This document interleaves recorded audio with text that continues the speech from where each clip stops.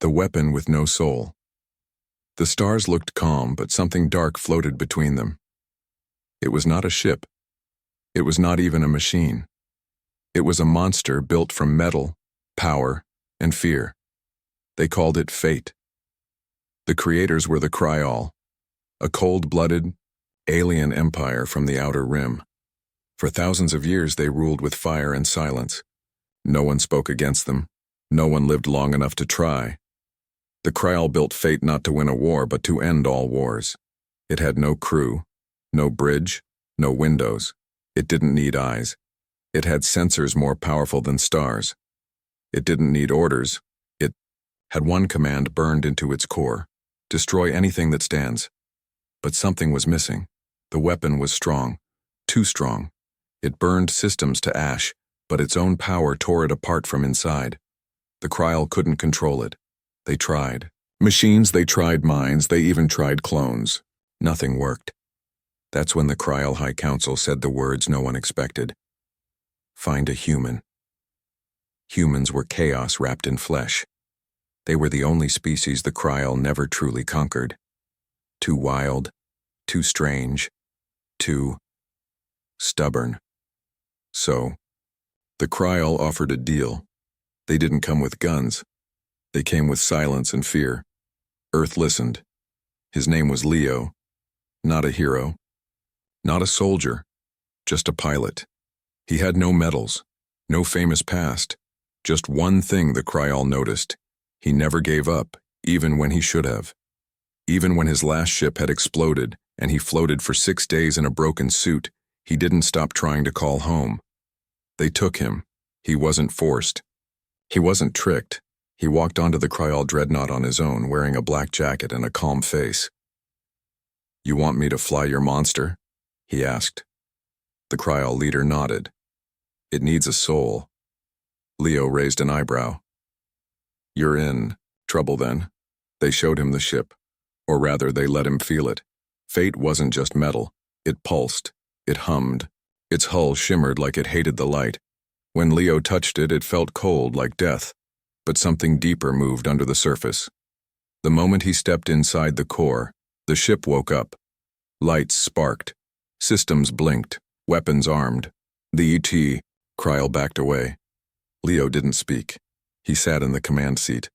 It wasn't a seat really, just a place where the ship reached into his mind. And something changed. The ship, once wild and angry, became still.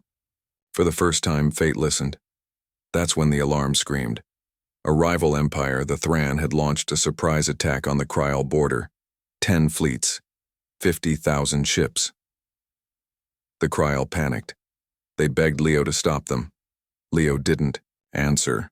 He simply looked at the stars, then whispered, "Let's go." Fate moved, not like a ship, like a shadow. It folded space, slid through light, and appeared in the heart of the enemy fleet. And then, it paused. Fate wanted to destroy, but Leo's hand was still. He didn't fire. He spoke. "This isn't doom," he said. "Not today." The Thran opened. Fire. Fate's shields held. Weapons hummed. And then Leo said, "Now." What followed wasn't a battle. It was history rewritten. The silence after fire. The first wave of Thran ships never stood a chance. Fate didn't shoot like normal weapons. It didn't fire in straight lines or spray lasers like fireworks. It reached into space, tore holes in energy, and swallowed ships whole. 50 ships vanished in the first 10 seconds. No fire, no sound. Just gone. But Leo wasn't smiling. He didn't enjoy it. Inside the command core, the ship spoke to him. Not in words, but in emotions. Hunger, rage, cold purpose. It wanted more. It lived to destroy. "No," Leo whispered, gripping the edge of the console. "You follow me now." The ship pushed back. It showed him memories, old battles, dead worlds, screams frozen in time. Fate had been built to burn. It didn't understand mercy. It didn't know what peace was. But Leo did. He remembered his planet, his small town, a quiet beach, his little sister running through the waves. She was gone now. lost in the first Kryal attack years ago. That memory gave him strength. Leo stared at the incoming Thran fleet. Thousands of ships, missiles, torpedoes, beams of blue fire. "Block it," he said calmly. Fate obeyed. A bubble of warped space formed around the ship. The enemy weapons curved, twisted, then shattered like glass before they could hit. Fate was more than armor. It bent rules. The Thran pulled back, but Leo didn't chase. He opened a wide transmission. "This is Leo. I'm human, and I'm flying your nightmare." Silence followed. "Listen," he continued.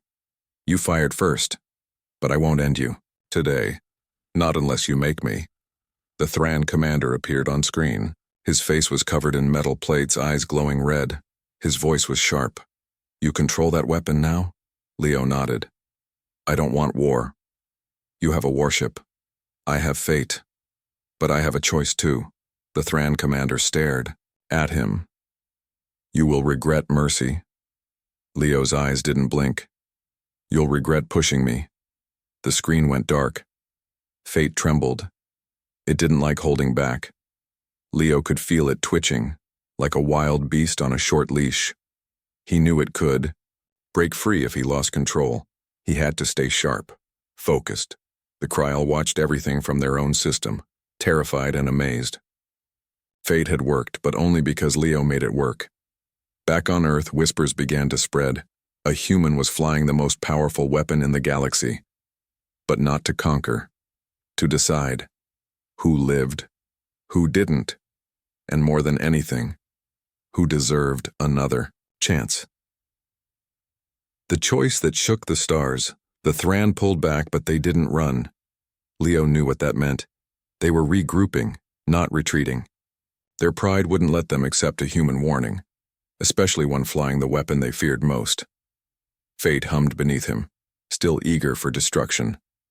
It showed him enemy formations, weak points, even paths to wipe out the entire fleet in one strike, but Leo refused. He didn't come here to destroy. He came to prove something. He opened another channel. "I gave you a chance, don't waste it." No reply. Instead, more ships arrived. 3 carriers, dozens more fighters. The sky around Fate filled with flashing engines and cold metal. The Thran wanted to test him, to see if the human was bluffing. Fate reacted like a predator smelling blood. Its core glowed. Systems surged. A beam weapon charged without Leo's command. "Stop," he ordered firmly. The weapon stalled.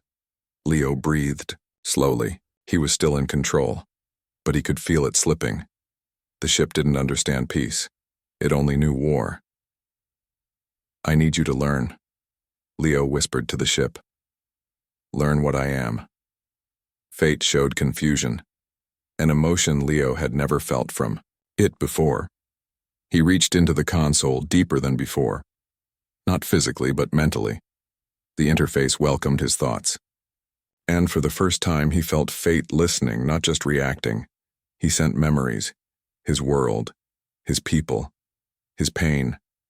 The wars Earth had survived, the fires, the rebuilding, the second chances. The times they showed mercy when no one else would, and the times they didn't. Fate slowed. The glow faded. Then something new happened. A signal. Not from the Thran. From deep space. A small ship, unarmed, drifting. A distress beacon. Leo pulled the image onto the screen. The ship's name was Old.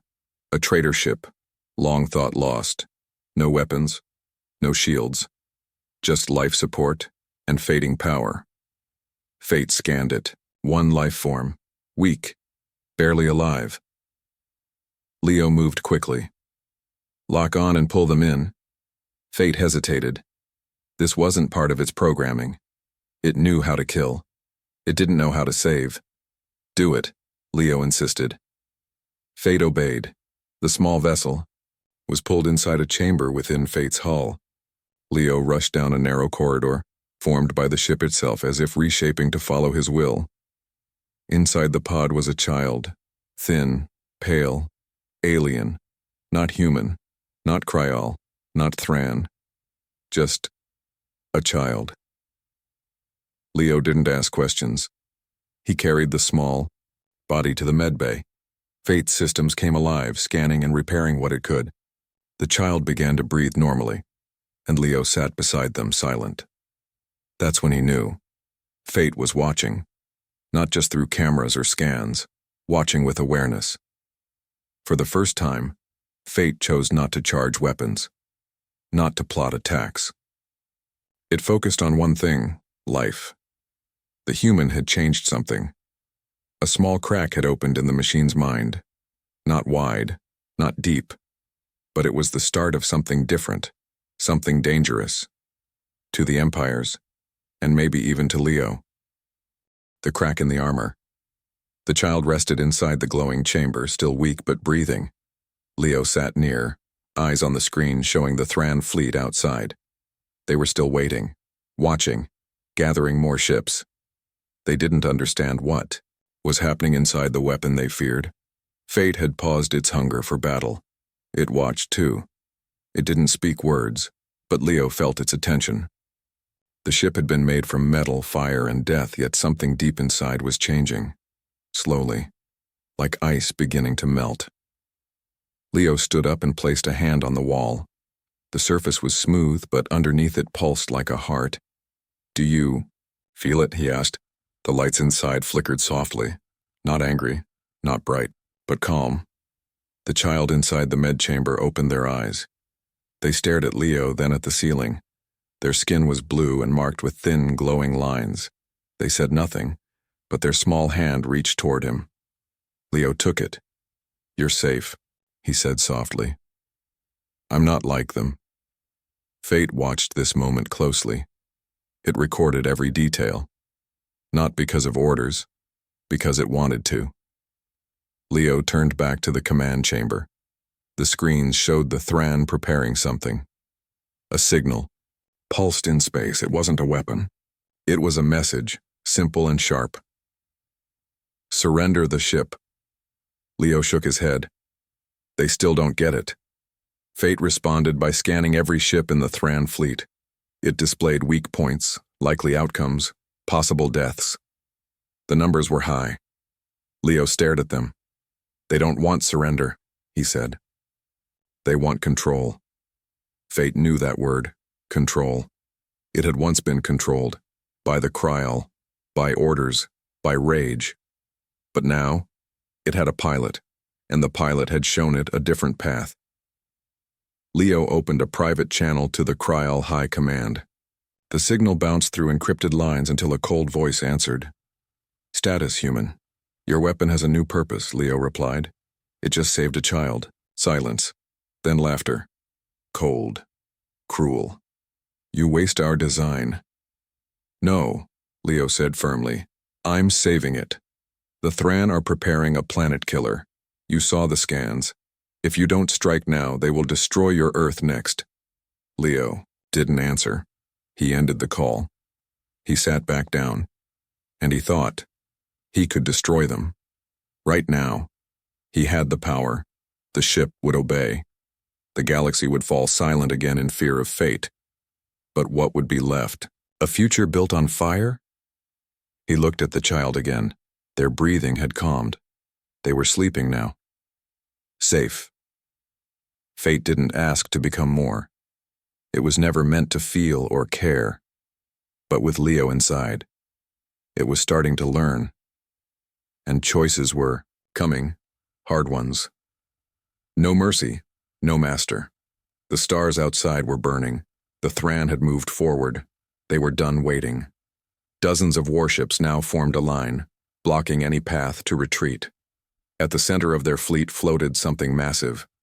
Dark, long, shaped like a spear pointed at a world. It wasn't just a ship. It was their planet killer. Leo saw it on the screen. He sat quietly for a moment, then whispered. They weren't bluffing. Fate responded instantly. It powered up. Weapons, shields, warp cores, everything. Inside, the ship, the energy built like a storm. Leo didn't even have to command it. Fate was ready. Eager. But Leo didn't move yet.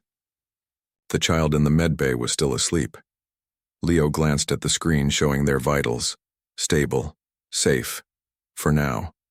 He turned back to the stars. "This can't be the only way," he said aloud. Fate didn't understand. It showed him the numbers, again. Victory was possible. 90% odds. A fast attack. Precise. Clean. The enemy would be gone before they could react. But that wasn't the point. Leo stood and faced the center console. "No," he said firmly. "We don't destroy unless we have to." Fate resisted. Alarms flashed. The ship shook as if its mind was struggling with itself. Leo stepped forward, hand on the glowing panel. "You don't have a master. You don't have orders. You have me. And I'm not a destroyer." The ship paused. Then, silence. The energy faded just slightly, not gone, but held back, waiting. Leo opened a channel again, this time to the Thran commander. "You're going to destroy a world," Leo said calmly.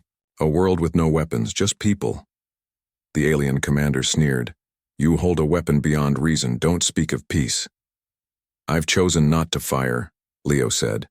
"That should scare you more than if I had." The commander laughed. "You won't stop us." Leo's eyes hardened. "I already have." He didn't launch an attack. Instead, he sent something else. A file, a recording, video of the child Fate had rescued, a log of what happened. Leo's voice, his words, his choice not to kill. A second passed. Then another. Finally, the Thran replied. "Is this a trick?" "No," Leo said. "It's a warning. You call us monsters. But I've been inside the worst weapon in your nightmares. And I still chose mercy. That should tell you something." The line went dead. The Thran ships held their position. The planet killer didn't fire. They didn't back down. But they didn't advance either. It was the first crack. End of part 5 would. "You like me to continue with part 6? You said. Continue. ChatGPT said. "Here is part 6 of your HFY Sci-Fi story. They created a weapon of doom, but the human pilot turned it into fate. HFY story. Third person, simple English, with growing tension and emotional depth." Part 6. The pilot and the flame. The silence between the fleets stretched longer than any war call. Inside Fate, the air was calm, but heavy. Leo leaned back in the command chair, his eyes scanning the frozen wall of Thran ships. They hadn't fired. They hadn't moved. But they hadn't left either. Fate waited, always ready, but no longer rushing. It watched Leo more than it watched the enemy now. Deep inside the ship's systems, something had changed.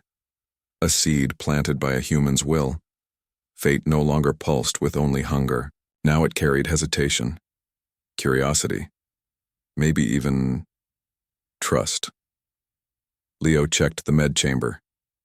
The child was awake again, sitting up. Their eyes looked clearer, stronger. Leo smiled faintly. "Feeling better?" The child nodded slowly. He walked over and knelt beside the bed.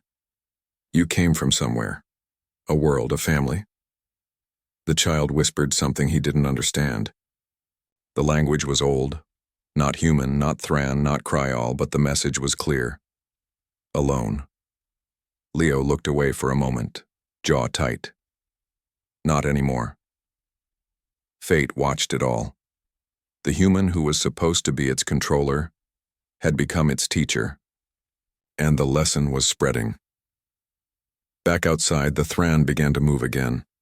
Small ships, unarmed, flew out from their larger carriers. They hovered just outside the danger line, close enough to be seen, far enough to avoid attack. Leo narrowed his eyes. What are they doing? Then a signal appeared, weak, unencrypted, and different. No commands, no threats. Just one sentence. "What do you want, human?" Leo stared at the message. He looked at Fate. He thought about the thousands of lives on both sides. About war, revenge, pride, and peace. And about the power inside this ship. Power that could wipe all of them out in seconds, but also power that could stop it. "I want a future," Leo said aloud, "where we don't do this anymore." He replied, "Stand down. Leave the planet. No more weapons. No more lies. We walk. Away." A long pause followed. Fate waited. The child watched. Then, one by one, the Thran ships powered down their weapons. Engines flared. The fleet began to turn. They were leaving. Leo leaned back slowly, not celebrating, not smiling, just quiet. "They listened," he whispered. Fate didn't flash or pulse. It simply held position, as if it too was thinking. The war didn't end that day, but something else did. The idea that power had to mean death, and something new began. Fate rewritten. The stars grew quiet. The Thran fleet faded into the distance like shadows slipping behind the light. No shots fired, no final battle. Just a silent decision to walk away. Leo stood inside Fate's command core, watching it all. His hands were steady, his voice was calm, but inside, he felt the weight of what just happened. He hadn't won by force. He'd won by choice. The Kryal High Council sent dozens of messages, angry, confused, demanding he chase the Thran down. They wanted blood, proof that their weapon of doom was still the monster they built. Leo ignored every message. Fate did too. It had learned. From him. The child, now walking again, stood quietly beside Leo. They didn't speak. They didn't need to. Their presence was enough, a living reminder that saving one life could matter more than ending 1,000. Leo placed a hand on the ship's core console. "It's not about fear anymore." Fate pulsed gently beneath his palm. No rage, no hunger, only stillness. Leo turned the ship away from the battlefield. No targets left, no enemies to chase. He didn't set a new course. He let the ship decide. And for the first time, Fate made a choice of its own. It moved toward a neutral zone, an unclaimed part of space filled with life, untouched by war. A place where stories were told, not erased. Back on Earth, people watched the footage in silence. The speech, the Thran's retreat, the rescued child. The fact that the galaxy's most dangerous ship didn't fire a single shot. The name Fate changed that day. It was no longer a weapon. It was a warning and a promise that no matter how much power you hold, what defines you is how you choose to use it.